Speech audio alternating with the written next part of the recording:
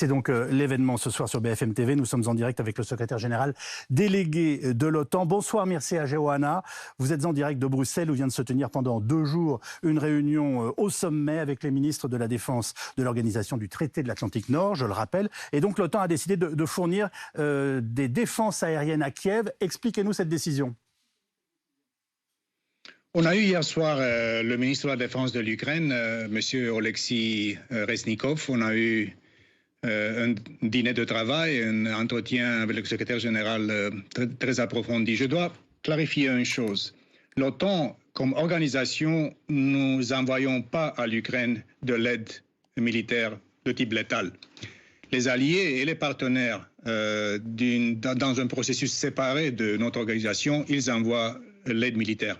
Et bien sûr que les ministres de la Défense, y compris Sébastien Lecornu, et les autres ministres de la Défense alliés, y compris nos amis suédois et finlandais déjà invités à joindre l'Alliance, ont discuté d'une manière très large, aussi dans le groupe de coordination pour l'Ukraine, quels sont les besoins que l'Ukraine a besoin d'une manière impérative aujourd'hui. Et bien sûr que les systèmes de défense aérienne sont très importants. Nous avons apprécié le fait que l'Allemagne a envoyé hier même le premier système très moderne, Iris-T, qui va être complété par des autres. Et aujourd'hui, ce matin même, j'ai représenté l'Alliance dans une cérémonie dont la ministre allemande de la Défense, Madame Lambrecht, avec 15 autres pays, ont décidé de partager un programme de défense aérienne au niveau de l'Europe, partie de l'OTAN.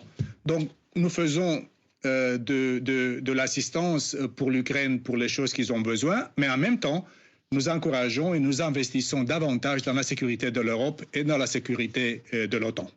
J'ai bien compris que vous nous disiez que c'était finalement une quinzaine d'alliés qui étaient mobilisés. Est-ce qu'on peut parler d'un nouveau pas franchi, car les Ukrainiens demandaient depuis longtemps ce bouclier aérien, et est-ce que la question, par ailleurs, d'une no-fly zone a été débattue? On va peut-être expliquer en quelques mots ce qu'on appelle une no-fly zone, Ulysse Gosset. Bien, c'est une mesure qui interdirait l'espace aérien aux Russes. C'est ce que demandent les Ukrainiens depuis le début, pour empêcher les raids des avions russes. Les Occidentaux et les Américains n'ont jamais accepté d'aller jusque-là parce que, effectivement, si vous interdisez l'espace aérien avec ces no-fly zones, interdiction de voler, eh bien, si un avion russe la viole, il faudra l'abattre ou en tout cas lui dire que ce n'est pas possible. Ce qui entraînerait les pays occidentaux, les pays de l'OTAN, dans la guerre directe, alors que nous ne sommes pas belligérants en Ukraine. Monsieur le secrétaire général délégué, cette décision est-elle prise ou en tout cas au minimum en discutez-vous au sein de l'organisation? Non, Ulysse a raison, on n'a pas discuté ça. C'est aussi le devoir de l'Alliance, en même temps d'aider les Ukrainiens au maximum, mais en même temps de veiller ainsi qu'on n'a pas une escalade supplémentaire. Nous n'avons pas besoin d'une guerre entre la Russie et l'OTAN. Ça serait quelque chose de beaucoup plus complexe. C'est déjà complexe en Ukraine. Mais nous sommes très attentifs d'avoir cette ligne qui est mobile. On a vu depuis le début de la guerre, il y a déjà 9 mois, je crois, que les alliés ont avancé parce que la guerre avance et les besoins des Ukrainiens avancent. Mais il y a une limite et cette limite d'escalation, nous la regardons avec beaucoup d'attention et c'est notre devoir comme dirigeants de l'Alliance de veiller que nous avons de l'aide substantielle et continue pour l'Ukraine, mais en même temps éviter l'escalade avec la Russie d'une manière directe. Nous ne sommes pas des co-belligérants dans cette guerre, nous sommes des amis et des partenaires de l'Ukraine dans la bataille pour leur souveraineté et leur indépendance, ce qui est quelque chose que aussi la Charte des Nations Unies confirme et reconfirme. Ulysse Gosset.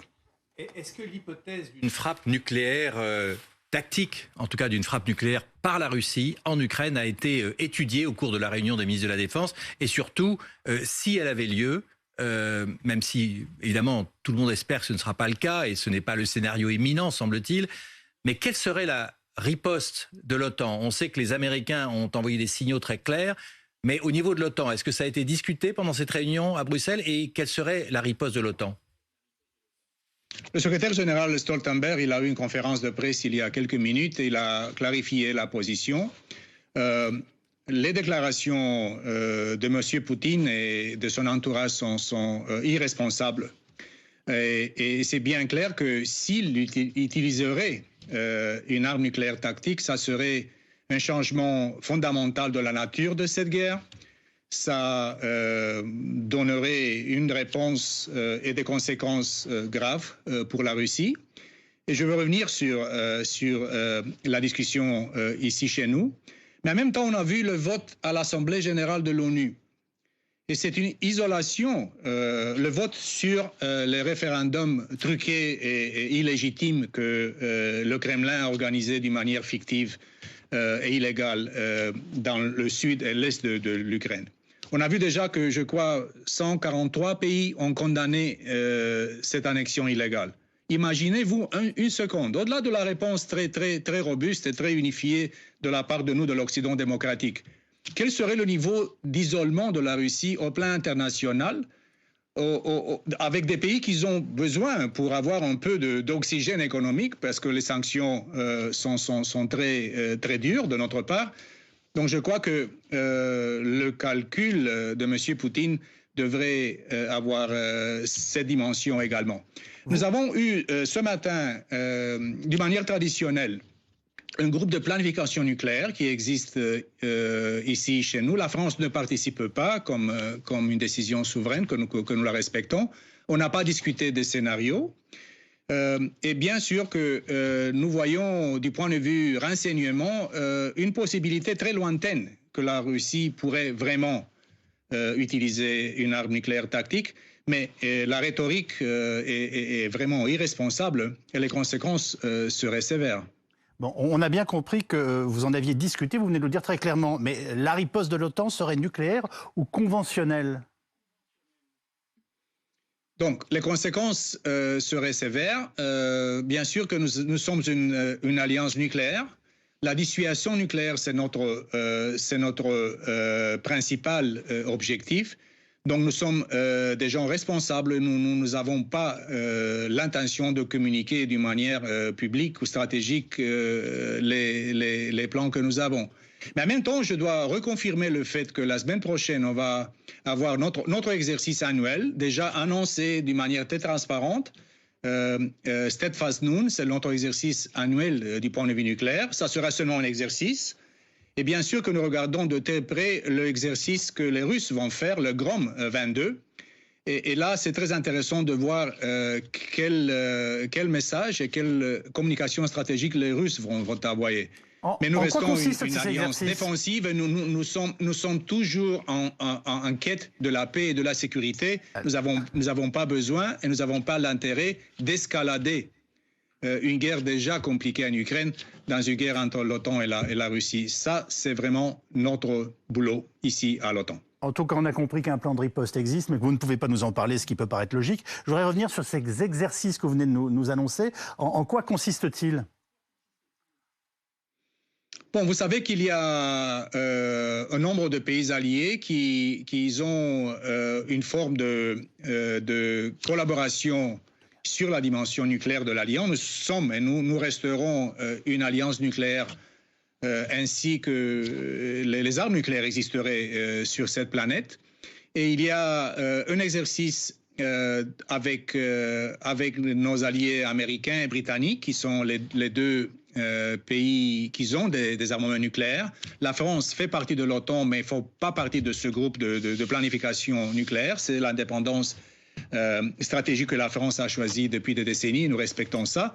Donc il y a un exercice seulement de vérifier et de planifier l'actualité, la qualité et bien sûr le perfectionnement du point de vue dissuasion nucléaire de la part de l'Alliance. Rien de plus. Nous avons ça chaque année, nous l'annonçons depuis, c'était avant la guerre que nous avons programmé ça. Nous faisons ça d'une manière transparente et nous informons l'opinion publique alliée et internationale, y compris les Russes, de ce que nous allons faire. C'est un exercice et on n'aura pas des choses qui sont directes et nous regardons avec beaucoup d'attention ce que le Grom, les Russes, vont faire d'ici quelques semaines. Monsieur Geoana, La Turquie est membre de l'OTAN. Son ministre, j'imagine, de la Défense était avec vous autour de la table. Et aujourd'hui, le président turc rencontrait le chef du Kremlin, Vladimir Poutine. Est-ce que vous croyez que la Turquie peut effectivement jouer un rôle de médiateur? Et est-ce que vous pensez que le temps de la négociation est possible, ou bien, compte tenu de l'impasse militaire, ça paraît totalement irréaliste? Est-ce que vous pensez qu'il peut y avoir une négociation permettant peut-être même tout simplement un cessez-le-feu, ou pas du tout?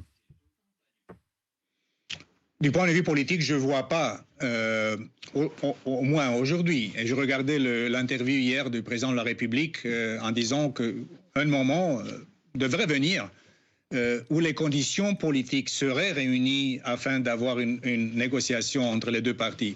Et c'est aux Ukrainiens de décider le moment et les conditions. Ce n'est pas nous, c'est leur pays, c'est leur héroïsme. Donc nous sommes avec eux de créer les conditions qui puissent arriver là. Du point de vue de la Turquie, ils sont très persévérants parce qu'ils ont été très utiles pour arriver à l'exportation des céréales de l'Ukraine avec les Russes, avec l'ONU. C'était bien. Ils étaient très utiles dans les échanges de prisonniers des deux côtés. C'était aussi la Turquie qui a aidé. Le fait qu'ils insistent et continuent de soutenir la cause de la diplomatie, ça c'est une chose qui est positive. Mais nous ne voyons pas les conditions. Si vous avez vu les décisions du Conseil de sécurité nationale de l'Ukraine, il y a quelques jours après les référendums qui ont été organisés d'une manière illégale dans le sud et dans l'est, ils ont décidé de ne pas négocier avec la Russie autant que le président Poutine serait au pouvoir. Donc les Ukrainiens eux-mêmes ont des conditions qui sont très claires et très nettes. De l'autre côté, Poutine et le Kremlin, ils continuent d'avoir l'objectif stratégique sinon occuper toute l'Ukraine, de faire que l'Ukraine gravite à nouveau dans leur sphère d'influence. Donc les positions sont tellement éloignées que nous ne voyons pas ici des conditions, au moins au immédiat ou dans le moyen terme. On pourrait voir des conditions, mais aujourd'hui, les conditions politiques ne sont pas là. Un tout dernier mot, s'il vous plaît, avant de nous séparer. Le président Macron avait diagnostiqué la mort cérébrale de l'OTAN. Vous vous portez mieux? Nous sommes en pleine forme. Président Macron a été un dirigeant de l'OTAN à Madrid, à notre sommet de l'année passée. Il était très constructif. La France joue un rôle important avec nous. Bon, c'est la politique, on a déclaration, mais du point de vue effectif et du point de vue de l'unité de l'Alliance, maintenant 30 pays, demain, je l'espère, 32 avec la Finlande et la Suède, 2024, nous aurons 3/4 d'un siècle de l'histoire de l'alliance la plus redoutable de l'histoire de l'humanité. Et maintenant, l'alliance est plus importante que jamais. Et je crois que tous les alliés comprennent le fait qu'on a besoin d'une Europe forte, mais aussi dans un lien transatlantique qui reste toujours fort. Et c'est l'intérêt de tout le monde, de milliards de femmes et hommes qui vivent dans les pays de l'OTAN. Et là, l'OTAN, nous sommes en pleine forme. Je me rappelle dans ma jeunesse étudiante à Paris, en voyant de la pub. Et nous sommes en pleine forme. Merci beaucoup. Merci à Geoana, secrétaire général délégué de l'OTAN, d'avoir pris la parole ce soir en direct sur BFM TV.